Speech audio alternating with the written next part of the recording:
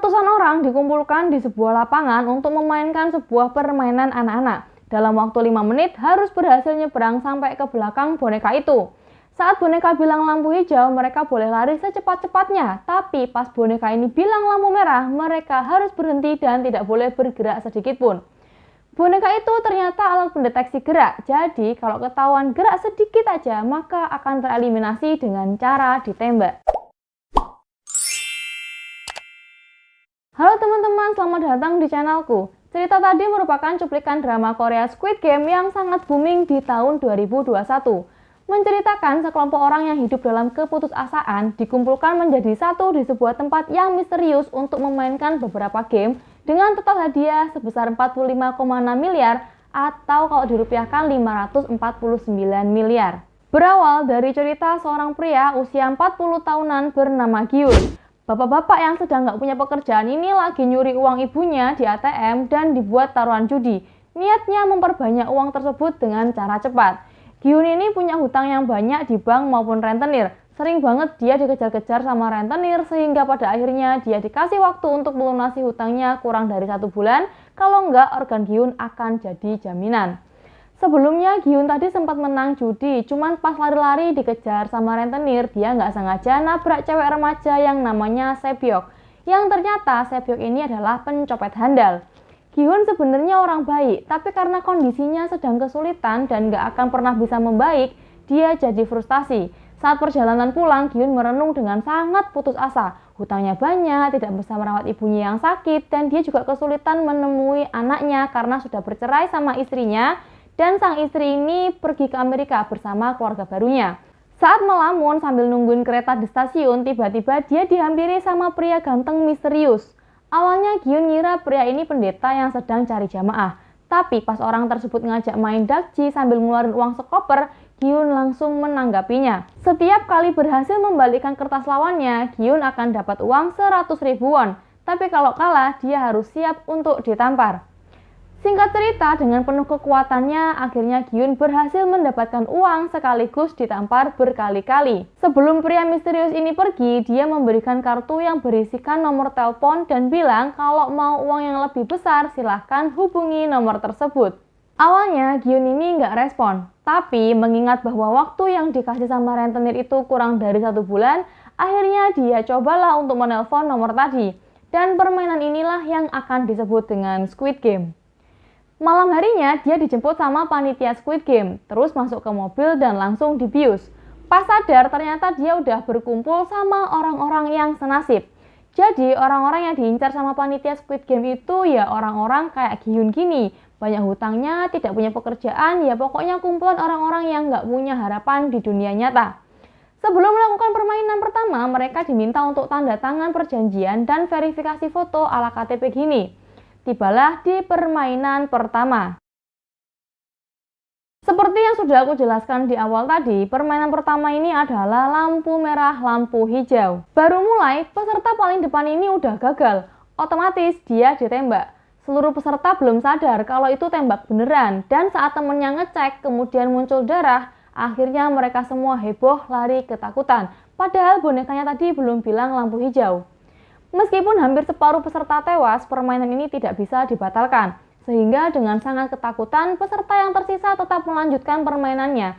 Mereka berjuang menuju finish sebelum kehabisan waktu. Gyun yang masih gemeteran disadarkan sama Sang-woo untuk tetap fokus dan lanjut karena waktunya terus berjalan. Sang-woo ini adalah junior Gyun sejak masa anak-anak. Sang-woo merupakan siswa teladan dan terkenal sebagai pengusaha sukses di daerahnya. Tapi siapa sangka kalau Sang-woo malah berada di tempat yang sama dengan Gyun.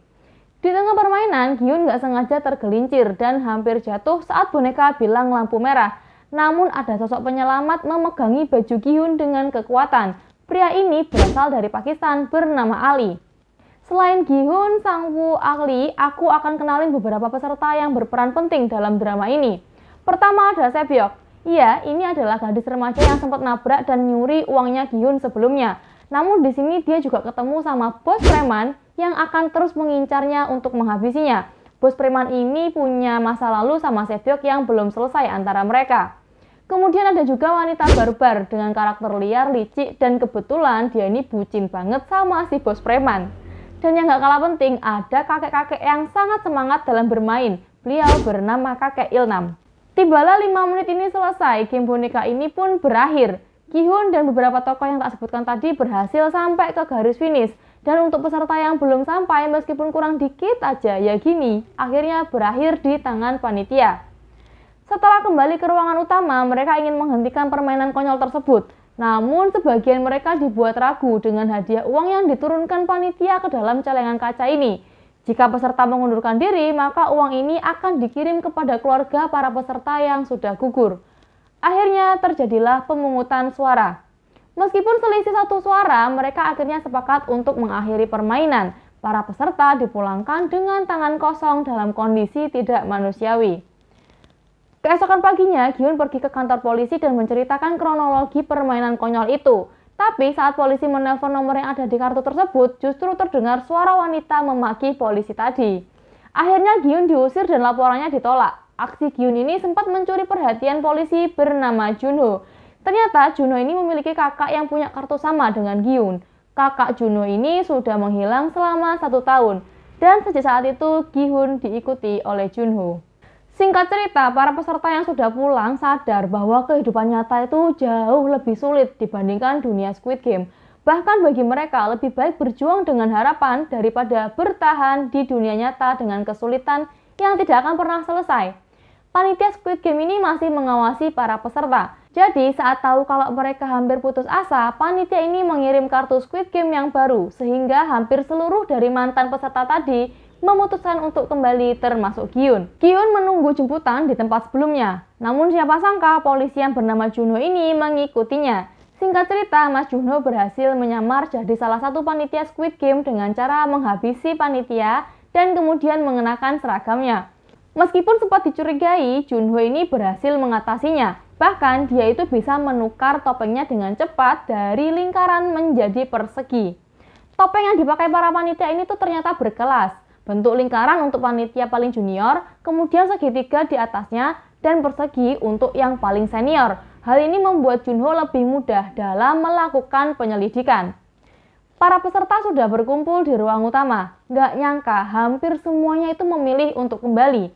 Di sana, Gi-hun bertemu dengan kakek Ilnam, Sang-woo, dan Ali. Mereka membentuk sebuah tim untuk permainan selanjutnya. Malam harinya, Sae-byuk izin ke toilet. Diam-diam, dia mengintip dari plafon kalau para panitia itu sedang mencairkan gula dengan porsi yang besar. Sang-woo sadar kalau Sae-byuk ini punya petunjuk tentang permainan berikutnya, sehingga dia mendekati Sae-byuk. Sae-byuk juga sadar kalau Sang-woo adalah orang cerdas yang bisa memecahkan teka-teki ini. Dia menjelaskan tentang apa yang dilihat kepada Sang-woo. Tibalah permainan kedua dimulai. Para peserta diminta untuk berdiri di salah satu pola. Meskipun sudah tahu jenis permainannya, Sang-woo ini justru meminta para timnya untuk berpencar memilih bentuk yang berbeda-beda, dan Sang-woo sendiri memilih bentuk segitiga. Ternyata permainannya adalah memisahkan pola gulali dengan mengikir menggunakan jarum. Jika merusak bentuk gulali atau kehabisan waktu, maka akan dieliminasi. Sebagian orang yang memilih bentuk segitiga sangat beruntung karena mudah untuk mengikir pola segitiga. Tapi untuk yang milih bintang apalagi payung, akan sangat kesulitan dan kemungkinan besar akan gagal. Wah, kira-kira ada cara nggak ya untuk berhasil mengikir pola payung? Oke, untuk teman-teman yang penasaran gimana nasib Gi-hun dan yang lainnya, kita lanjut ke part 2 ya.